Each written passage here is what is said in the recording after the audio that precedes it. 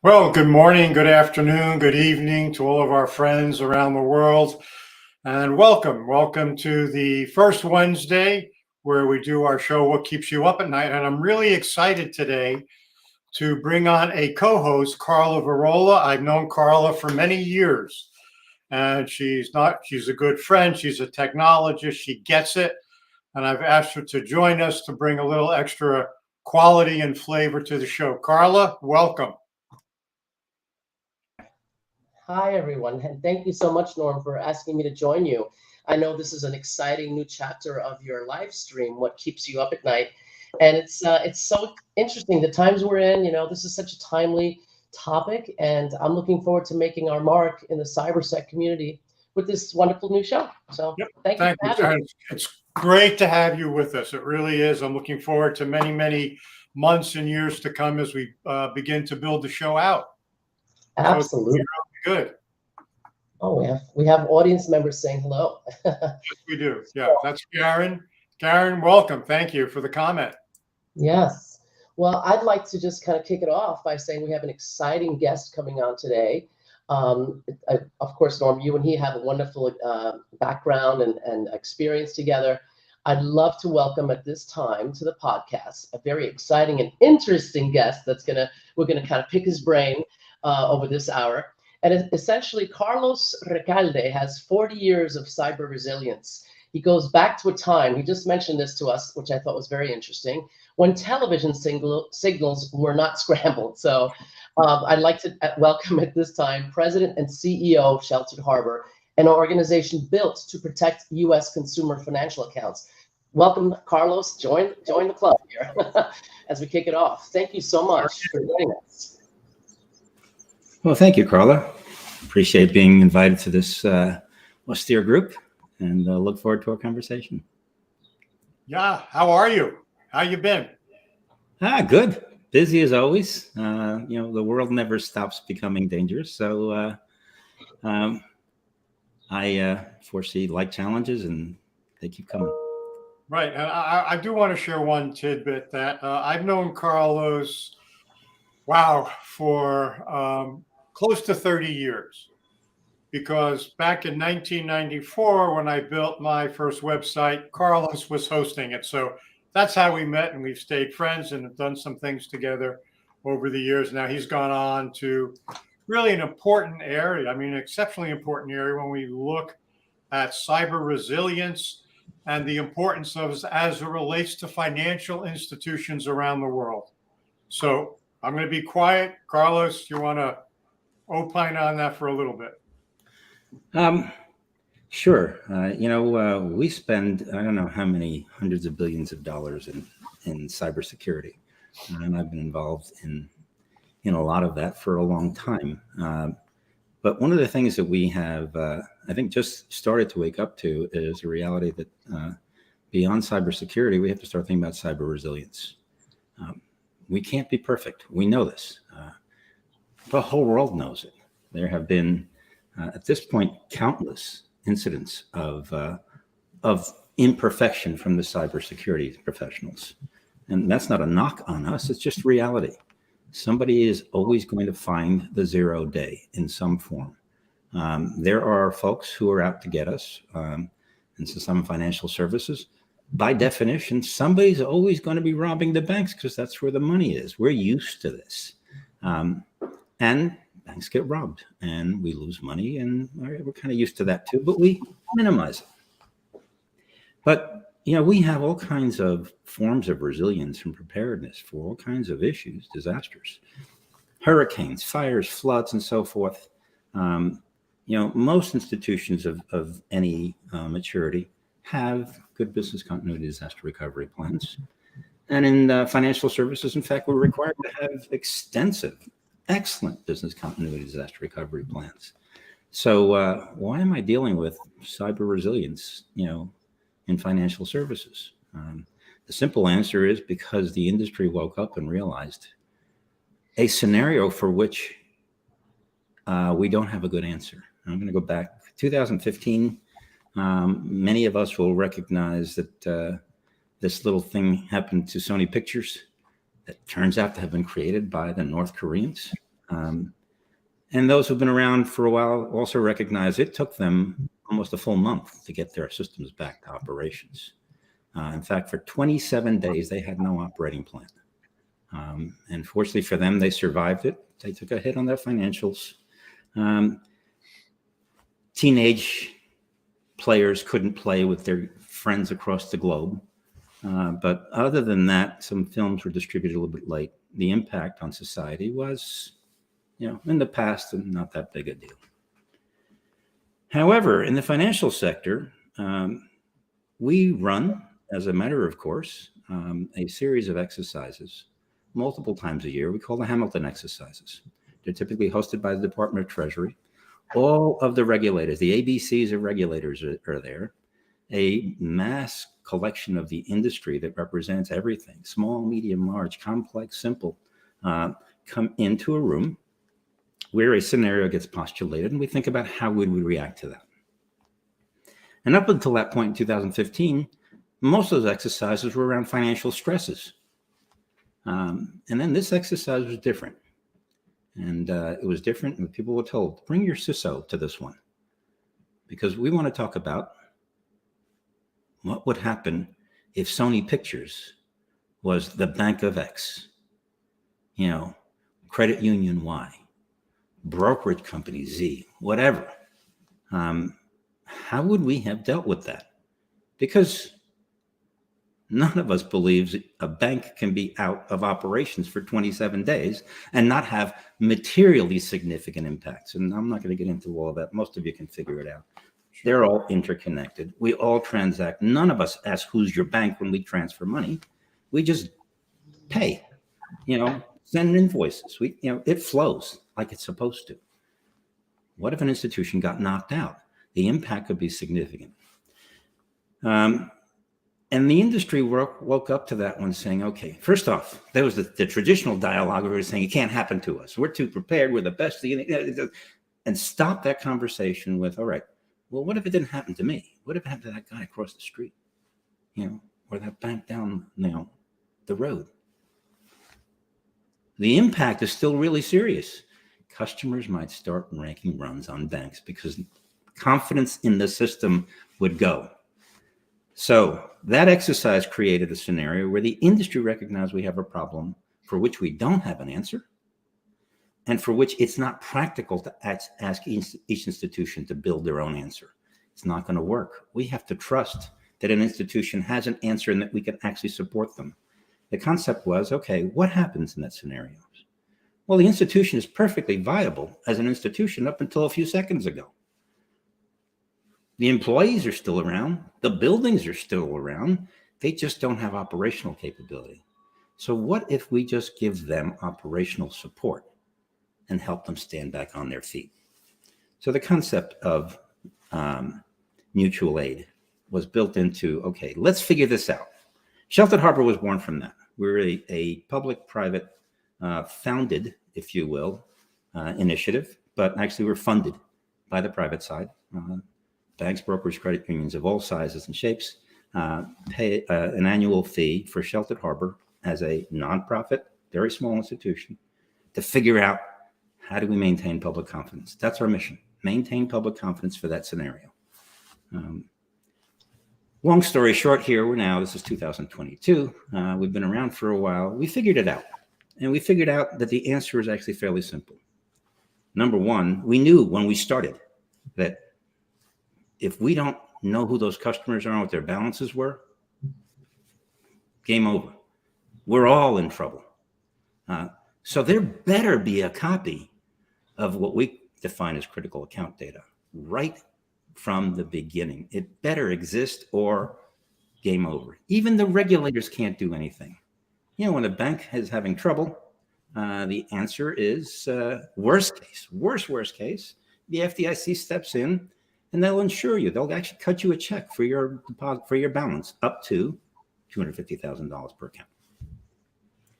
Well, for most of us consumers, that's a kind of a safety line, which maybe some of us understand. Sounds good, but okay.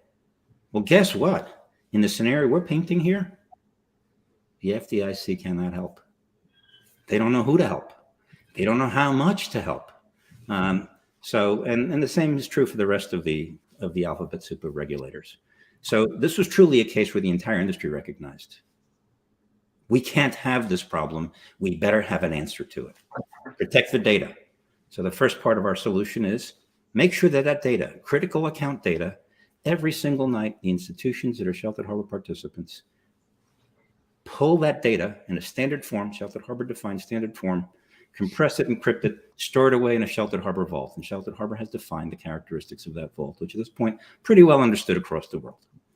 It's got to be secure. It's got to be immutable. It's got, so forth. I'm not going to get into all those details, but all right, we figured that part out. That's not good enough, though. Why not? Okay, we at least know who the customers are. But, well, then we're planning for the better of the worst cases. At least those customers get their money from the FDIC or SIPC or whomever. That's not a good situation. Nobody wants that, because in the meantime, what the customers are doing? You're talking about the government getting involved in resolving an institution. In the meantime, Mrs. Jones wants to buy gas or groceries, and how's she going to do that when she's divorced from her assets? There's no connection. So as an industry, we recognized, okay, that's step number one, make sure we have the data. Step number two, let's make sure that each institution has what we call a resilience plan. That plan is going to allow them to recover 2 services within 24 hours, 2 customer functions and nothing more. This, by the way, was one of the first significant discussions that we had across hundreds of subject matter experts in the industry, represented by the 34 founding members of the institution of Sheltered Harbor. Those were all of them who were at that exercise. All of them recognized this is a problem. We got to do it. We got to put our best minds into here and figure this out. What does it mean to maintain public confidence? I have a question. Yep. What does it look like from the financial institution's perspective, your cyber resilience recommended plan? If you could just kind of explain that. So we actually have a series of guides that talks about, in essence, all the significant sections of a Sheltered Harbor resilience plan. Mm-hmm. The interesting part is it starts with something that we call the targets. And the targets is something that is anti-cultural for any of us in the industry. Our whole model for protecting customers' data, their assets, is to protect the data. And if we protect the data, we're protecting the customer's assets. And that's the way we have been since banking came along. So to protect customers, you protect the institution. You get rock solid and you make sure nobody can. But now we have a scenario that says, no, they're in the doors. It's and we possibly lost access to the data. It's all over. Is our job over? No, it's not. So how do we protect customers in that scenario? We looked at that and said, okay, the answer is not, let's get beyond protecting the data and say, well, yes, okay, we have a copy. We've protected the data. But it's useless to us and to our customers if we can't act on that copy. In order to act on that copy, what's the actions that we want? And that came to what's it mean to have public confidence? We determined that, number one, we have to give customers access to information about their balances. If they can see in a very short order of time, yes, it's Mrs. Jones, we know who you are. You had so much in your checking, so much in your savings. Yes, we've had a problem. We're working on it. Don't worry, we have a plan. And either right now or within some relatively small window of time, you're going to have access to your funds. If we could do that very quickly, and to us, we said within 24 hours, we have to offer those 2 services, information about your accounts and an inevitable access to funds against those accounts. If we can do that within 24 hours, everything else that we do as a financial institution is secondary. And guess what? Our business continuity plans are going to bring that back anyway. They're just going to take a little bit longer. The whole scenario here we're painting is one that's such an extreme that the business continuity plan is going to take a while. This was, again, the Sony scenario. It's going to take 3, 4, 5, 10 days for us to restand all of our operations. Not 27 because we're better. But that's too long. Within 24 hours, let's just give them this. If we can do that, and that holds us up for 3, 4, 5 days, when everything comes back, we're all good. The regulators love this idea, said, yes, that's what we want you to do. Now figure out what those resilience plans are. The first one, the countercultural one, is How do you want your customer to experience the worst of days possible? That's what the targets are. Yeah. How quickly are we going to be able to communicate with our customers? Now, first, you have to recognize we can't talk to our customers because we don't know who they are. The best we can do is broadcast out to the world. Well, guess what? In today's days, everybody knows you got a problem. So you're not letting anything significant out already. Thanks. It's been. So, okay, let's use the broadcast mechanisms to get a series of messages out that are properly timed with proper indications of progress so that we're giving people confidence. Yes, this is terrible. We're working on it. We have a plan. In fact, we went back to be full operations in X, 9 days. Don't worry, it'll be full. But before then, they're all worried about, can I get to my money? No. Within 24 hours, you're going to have full access to your stuff. If maybe right now you still have it, depending on what other resilience options we've taken. But at the very least, we have to have a plan for that. And that plan says, okay, well, how do I do that? I got data. I can pull it out of the vault. Where do I put it? So we define something called the restoration platform. It's a mini version of what you do in your transaction processing systems that only does those two critical functions, nothing else. By doing that and defining it in a very standardized way, our data is in a standard form. The standard processing platform is standard. So it doesn't matter which bank had the issue. They've stored it in their vault in standard way. The platform operates in standard way. So, and we exercise all of that. We ought to be able to do this within 24 hours. That's at a high level. So the resilience plan is all about how do we train our staff? How do we have a restoration platform? How do we exercise that often enough? And how can we actually have that platform now take advantage of everything that we need to take advantage of? Our ATM networks, our debit card networks, connections to our branches, whatever it happens to be, so that we can, our call centers, et cetera. How do we switch all of that in 24 hours? I got to tell you, when we first started, there was nobody in the room who thought this was possible. I threw this out there, said, guys, 24 hours, that's all we got. It's not possible. Are you kidding me? It takes us 2 years to do a conversion of a core system at least. And everybody's like, yeah. All right, let's forget what it takes to do that, in total time. Because let's just figure out how we do just two things, not everything else. That's what business continuity is doing. You got that all worked out. So we're counting on that. Just these two things.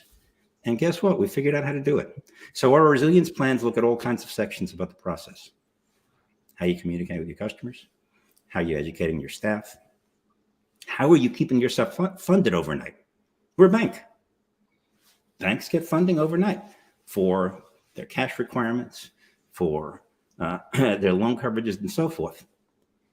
How are we doing that when we don't have an operating plan to do that? There's a whole section on liquidity and funding, treasury.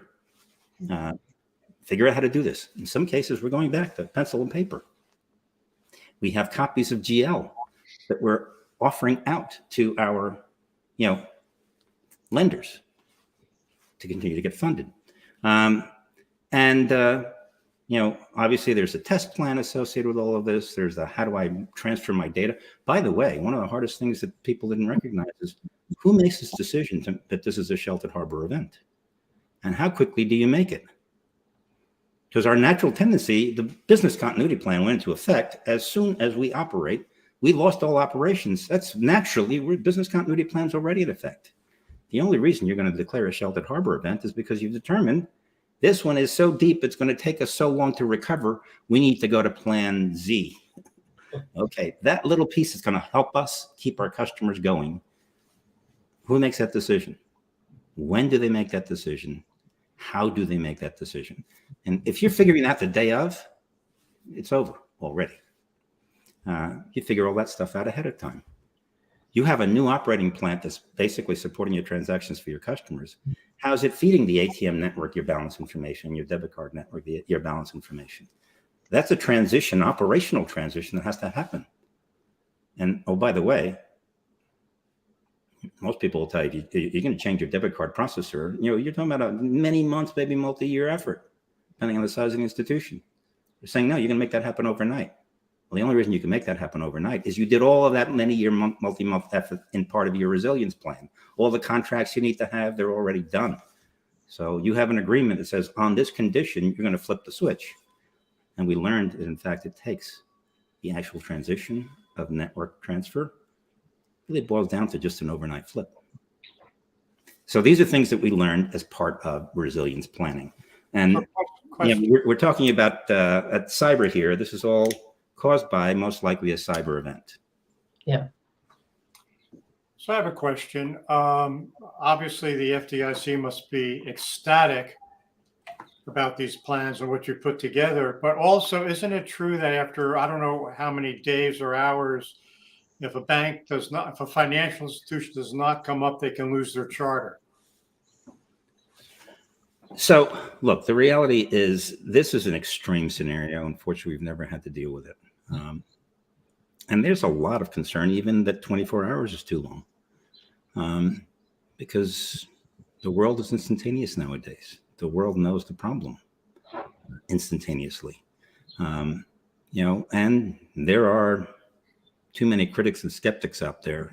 Twitter is going to be insane during this time.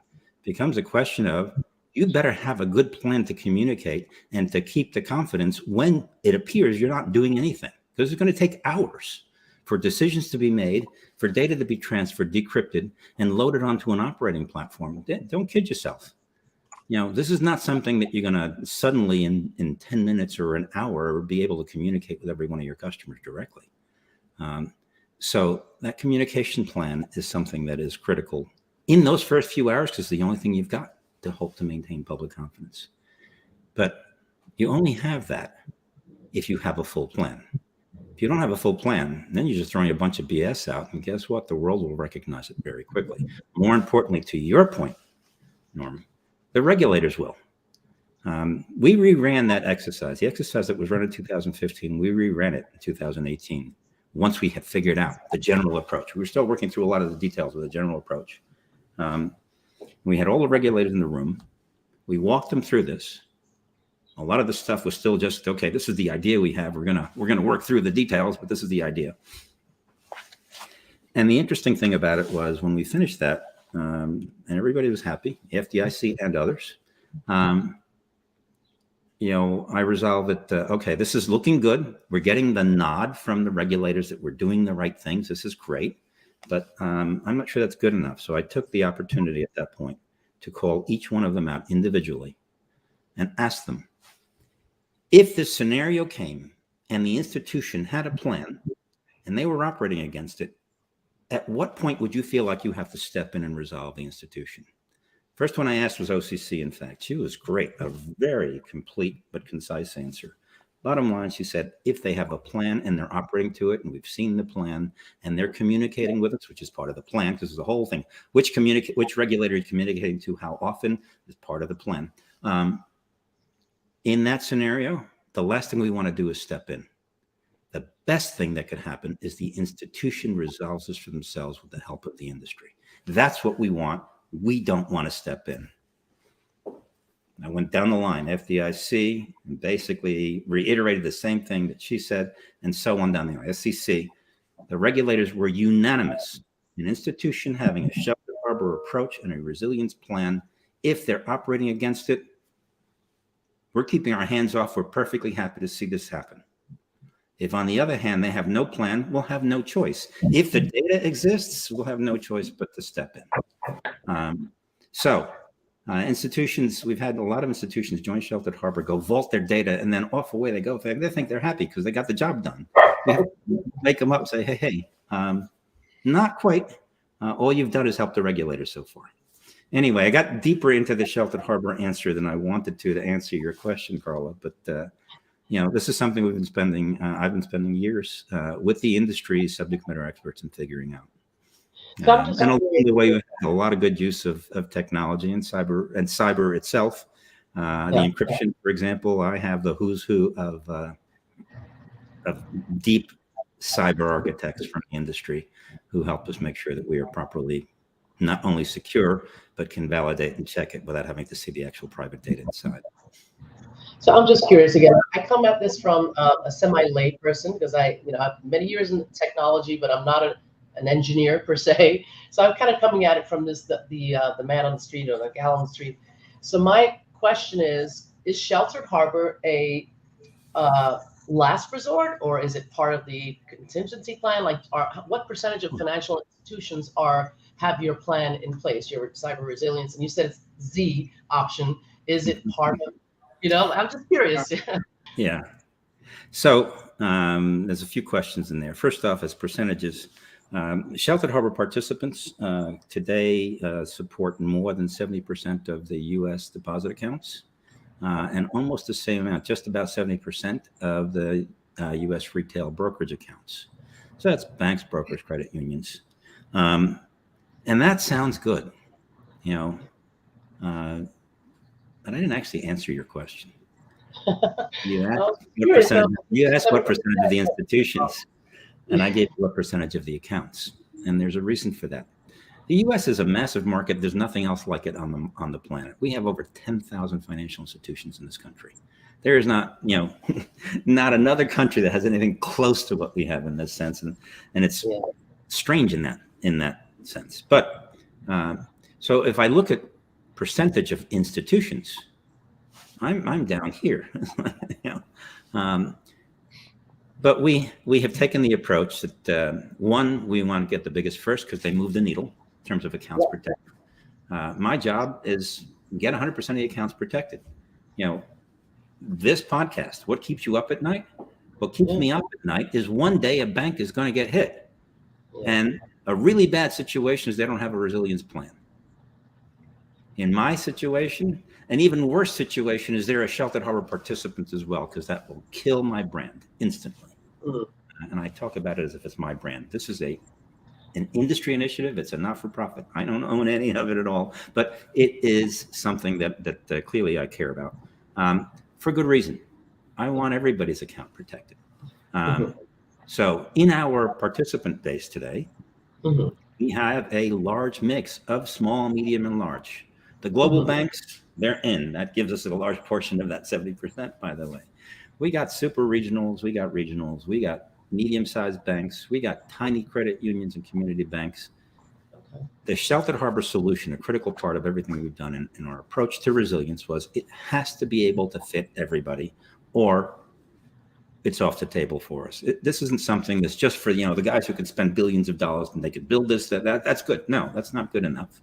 By the same token, if it only satisfied the very low end of the market, because those are the ones we're most concerned about, well, that's not fair or true. Number two, well, what are we doing about the people who really have all the accounts? So it's important for us that resilience applies everywhere.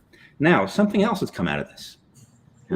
Two significant things. Number one, every single financial institution that has gotten involved with us and learned the Sheltered Harbor approach, we're very, very specific about critical account data. We tell them exactly which data elements, exact formats to put it in, exact mode to compress and encrypt it, and all this other good stuff. We are really meticulous about it. Yet every single institution that joins Sheltered Harbor looks at it, goes through the vaulting process, which is a really well-defined control process with a bunch of audit points that lets us certify that it's done right.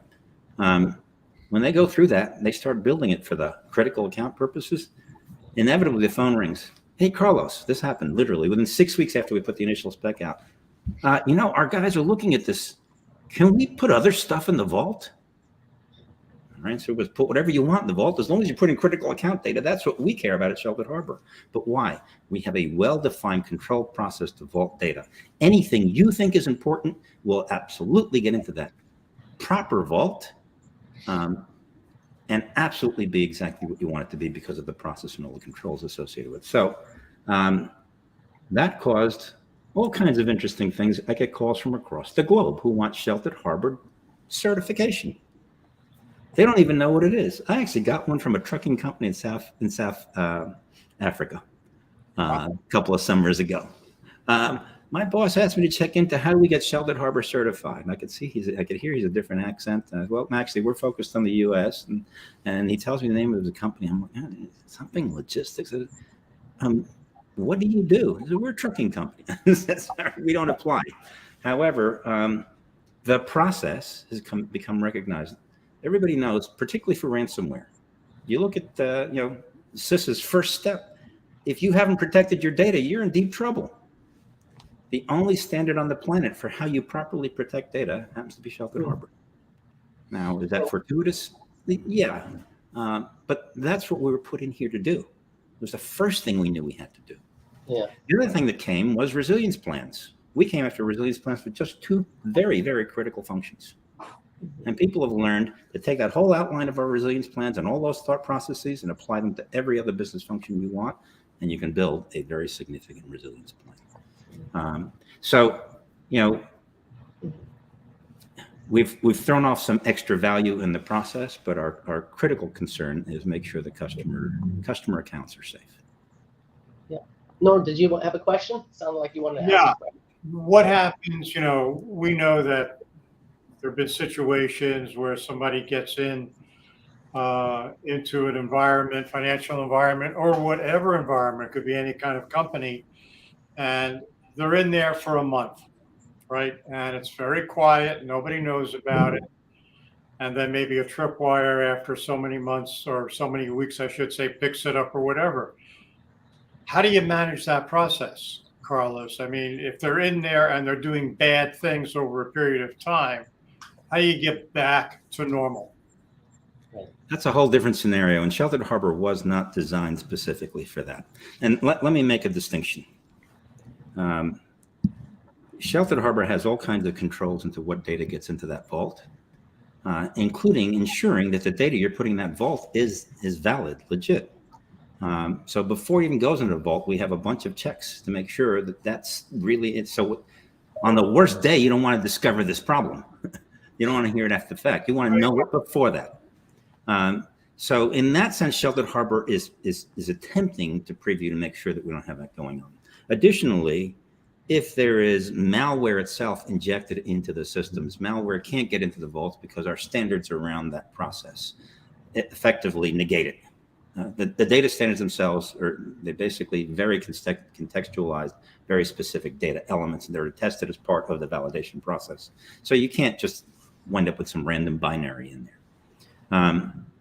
So that's one side of it that we're doing on the Sheltered Harbor side, the piece that we care about. There is the potential for fraud, though. And if that fraud is happening and it's recorded in your accounts, guess what? That's what's going to go into the vault. That's completely outside of the scope of Sheltered Harbor. However, I'm going to take off my Sheltered Harbor presentation and just talk about this concept of fraud, because it is part of the challenge that we have. Particularly now, we've all gone to, hey, I'm talking to you from home. We've all gone to work from wherever. And that, we all know, introduced a new series of risks that they were always there, but not as accentuated and not as significant as they are now. Anybody from my staff, or when I was in financial institutions, from the institution staff, could be attempting to do their normal job from Starbucks, wide open network, McDonald's, wherever, a local coffee shop. So there is a lot of room for nefarious actors to do all kinds of things, not the least of which is the phishing attempts that inevitably cause the more traditional financial fraud. And that is also, that's not my job anymore, but when I worked for a very large global financial institution, that was one of my concerns. How do we catch this kind of stuff? Fortunately, in the financial industry, we have not only some of the best minds, but we spend a whole lot of money in anti-fraud systems. And we use all kinds of fancy, machine learning and AI and what have you that help us pick out. And you've probably all experienced, you got the call from your credit card on something that seemed a little bit unusual. Or you've had your credit card stopped on you because they detected something you didn't even know was happening. This is because the systems are there to allow that to happen nowadays. So are we perfect? No. Could that make its way into a system? Yes. Now, insider attacks are one of the biggest concerns there. because that's harder to pick out. But even there, with the proper analysis, we can detect things that are unusual. Everybody knows the whole concept of data protection leakage. We apply that in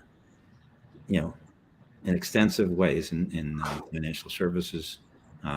Misuse or access to data is pretty well cataloged. And again, the systems will recognize this is an anomaly. Let's go chase it down. Nobody's perfect. That's why I talk about resilience so much. I spent a whole lot of time on the left side of boom. And then finally had, like I said, I love challenges, was brought into an opportunity that was, wait a minute, this is a whole white space. We've been doing so much to protect things from happening. What if it happened anyway? And we hadn't thought about that. Yeah. We just had a question from Russ. Does cyber resilience have a specific tech stack that you rely upon? And maybe you might not want to give. No, actually, absolutely not. We do not. And I'm going to be emphatic about that. Resilience is not a technology issue. And if you make it a technology issue, you're already losing the game. Resilience is resilience. There are parts of plans where I've had organizations have conversations, and you know what part of the resilience plan is? They get, I don't have a pencil here, nor do I have a pad. They get the pencils and pads out and say, that's part of our resilience plan. Because resilience is just the ability to continue to operate in spite of what's not working the way you expect it to. So to say, okay, the tech stack answer is this, well, guess what? We've already seen this from ransomware. A dedicated attacker, and again, I'm going to stress, dedicated attacker, somebody who has an intent to do mal, is going to make sure that they know what your plan is, what your approach is. The concept of everybody thought, okay, I'll go to my backup, and to discover, guess what? Your backups have already been compromised. Why? Because these guys who are in it for the money want the money. Obviously, if they give you an easy answer, go pull your backup, they're not getting their money. They don't want to do all this work and get that exposure for not having money. So they make sure that you have no choice but to pay them. And those are the good guys in comparison. I tell you, one of my biggest concerns, I mentioned to you, Carla, one of my biggest concerns right now are the nation states, where, if they're coming after you, they're coming after you for a reason, and it's not the one that you want to really have coming at you. Their intention is to hurt you. And if their intention is to hurt you, they're going to look out for, okay, how would you react? Let's make sure we take that out with it. So whether it is your backup systems, copies of your data, critical people, they're going to be figuring out a way to make sure that it's not easy for you to stand yourself back up. And if you have some standard stack that's part of your plan, they're going to be coming after that. We recognize that, by the way, at Sheltered Harbor. We recognize that, this concept of a restoration platform sounds great. So guess what? If there's only one of those and it's operated by only one entity, chances are pretty good if somebody's intending to cause us some real problems by taking out one or more financial institutions, they're going to take that out with it. So we have multiple restoration platforms that are supported by multiple institutions, some of the biggest ones on the planet. Chances of taking them all out says, okay, we're in an all-out war. And by the way, Sheltered Harbor is not an answer to war, but we certainly are building resilience in. There is nothing that says that your restoration platform has to be a distributed system or a mainframe or a PC or anything. We talk about our approach to resilience, and these are decisions to be made. These are requirements you have to be able to fulfill. How you do it is left up to you. For some institutions, they're going to go to pencil and paper. And if they're a small enough institution, they can do that. I'm just curious, and just kind of discussing the resilience piece of this. Is there a preemptive strike, a preparation that an organization can take? So, or is the opportunity offender, the ransomware folks that are out there, the threats, are they just crafty and always kind of reinventing themselves? How does an organization do we stop, any kind of the threats, or is this resilience plan that you're talking about post impact? Just curious. By definition, resilience planning is post-impact. So can we stop? Yeah, we obviously do a lot. We've got all kinds of security controls to try and stop it. So the resilience plan is for what happens if it didn't get stopped. And you don't know what part about it didn't get stopped. Did they just corrupt my data? Did they corrupt my systems? Have they, we don't know. Sheltered Harbor says, okay, that's somebody else is dealing with recovery, the big broad business disaster. Somebody else is dealing with forensics. Put that aside. How do we maintain public confidence? That's our purpose. Okay. But in order to do that, we did have to give obviously some consideration to the technology to protect that data. Because by the way, remember that restoration platform and that data we put in the vault? Yeah. There are no regulations that are being relaxed for your private information. We have to maintain all of that, even in that worst of scenarios. So there's a lot of protection built into the resilience plan. And what impact would you say the pandemic has had on organizations? Are you seeing the same types of attacks? Is it, just curious to know what the pandemic has. I know we've heard about the, attacks during the pandemic, and as you mentioned, nation state. So, what would you say is I guess, a new present danger, if you will? Well, the present dangers I think we've all heard about. Ransomware has significantly grown as a result of people being scattered around. When you're all in one office and suddenly everybody's computer goes with the same, bloop message, you recognize that you're under attack. Something's gone wrong. If you're scattered, you don't see that as instantaneously. It gives more opportunity for the aggressors. As an example, obviously we've had to monitor differently. In a controlled environment at the office, it's the office desktop, the office. Now all this stuff is controlled. Now much of this stuff is no longer controlled. Obviously, some organizations ensure that you're coming in through a VPN and so forth. Some of them actually, do your desktop still in a central place. You just got an image of it. But not all are as ready. However, I will say that the pandemic, in my opinion, actually introduced some resiliency. This same thing that says, okay, you now have new exposures. You also have new flexibility. Your people are scattered. Your ability to do things are different. Our ability to interact is much freer now than it was before. We used to have to all go into a conference room to get some things done. Well, guess what? We've learned to get all that done and faster without having to all go into a conference room or fly on a plane or whatever. So, I'd argue that we're more resilient, but do we have new exposures? No question. Yeah. My really big concern of exposures nowadays is not only the ongoing normal stream. The reality is there's some real industrial strength malware out there that's being leveraged by for-profit entities now because it's available. The whole cadre of CIA stuff and what have you that was unleashed years ago was now being significantly industrialized, and whole ecosystems are built around it. So, hey, you want to do some phishing, you can go contract at a mill that can help you do that. That's kind of scary. So anybody can be very dangerous pretty quickly and pretty cheaply. Because they're in it for the money too. Many of them are in it for the money, so they figure out how to do this as efficiently as possible. My bigger concern right now is really the nation states. Obviously we know what's going on in the Ukraine.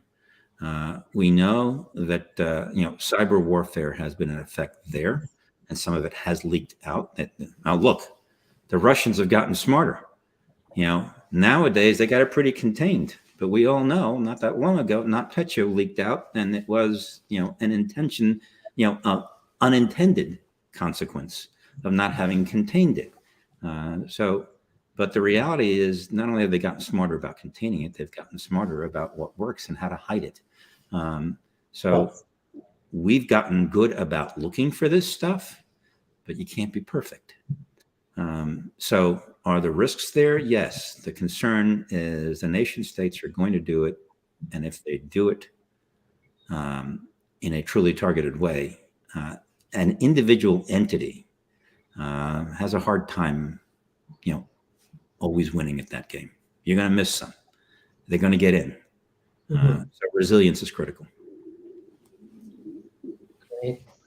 I'm just curious, and I'm asking all the kind of novice questions here. Norm is the security expert, and I met Norm a number of years ago and very intrigued by his knowledge. And, it's for an average person, hearing all of these discussions, it's kind of frightening, to be quite honest. Do you find that organizations know where their data is and how it's protected? I mean, I think folks are like, that's going to happen to someone else, not to me, Just curious.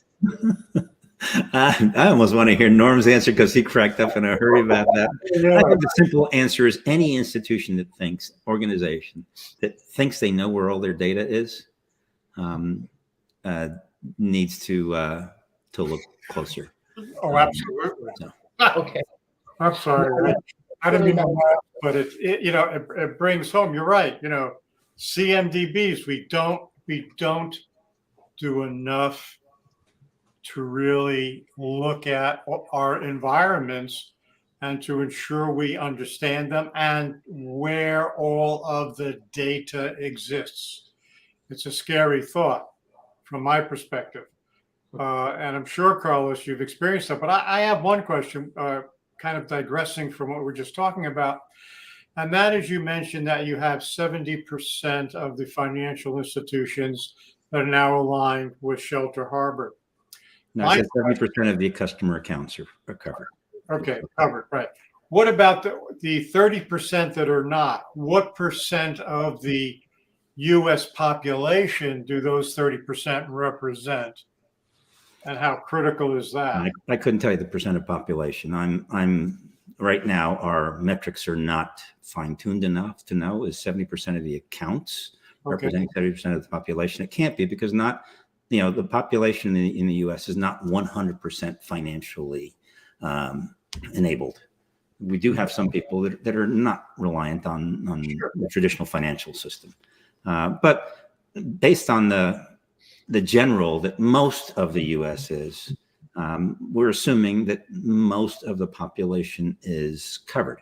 However, if I can go to some small town where everybody banks in the 1 or 2 or 3 small institutions that are there, and none of them are Shelter Harbor participants, then 100% of them are not covered. I may have another town that's the opposite. The 2 institutions are there, 100% of them are. We don't have the metric in any tangible way. I can tell you it's spotty enough that it does keep me up at night. Until we have 100% of the institutions covering 100% of their accounts, I don't feel comfortable. Makes sense. And what about MasterCard, Visa, American Express? Clearly, are they on board with what you're doing? So here's the interesting part. The initial target of Shelter Harbor, which I've been talking a lot about, has been the deposit accounts and the brokerage accounts, because that's where most of the assets are. However, you're talking about the payment companies, where none of the assets stay. They're just transitory. Right. Now, I don't want to minimize. They are critical to our financial system. Sheltered Harbor, as an initial initiative, didn't focus on them. And in fact, initially, and I want to make that clear, initially, that's no longer true. We didn't focus on insurance companies either. We didn't focus on asset managers and custodians. And I can go down the list of all the pieces of financial institutions we didn't focus on. Why? Because our mission was public confidence. We also deliberately did not focus on we considered a systemic attack, something that takes out our payment system, something that wipes out a credit card company. That's systemic. That is not an individual institution. And the reason we didn't was outside of our scope by design. The exercise that launched Sheltered Harbor, or birthed Sheltered Harbor, also birthed another sister company, something called, at the time, called the FSR, Financial Services Analysis and Research Center. Their mission was the systemic stuff, So we looked at the same thing. If an issue came up and it had a systemic impact on the utilities, FSARC will handle that. If it had an impact on an institution, Sheltered Harbor will handle that. We interact between ourselves regularly to see the things that are kind of in between that we co-work. But the payment companies and the credit card networks are not in our scope. However, a tremendous amount of work has been done by the industry there as well. If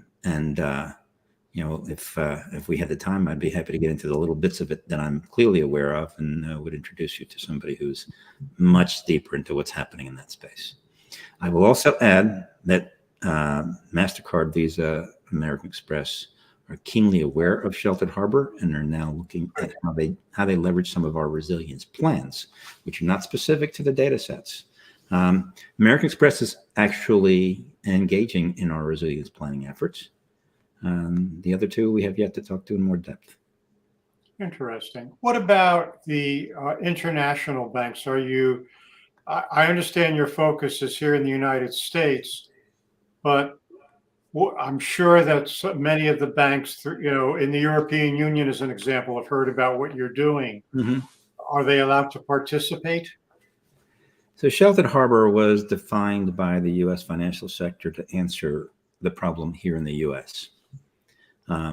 Anybody that operates in the U.S. is welcome to join and has joined. So we do have international institutions that operate here in the U.S. that have joined Sheltered Harbor.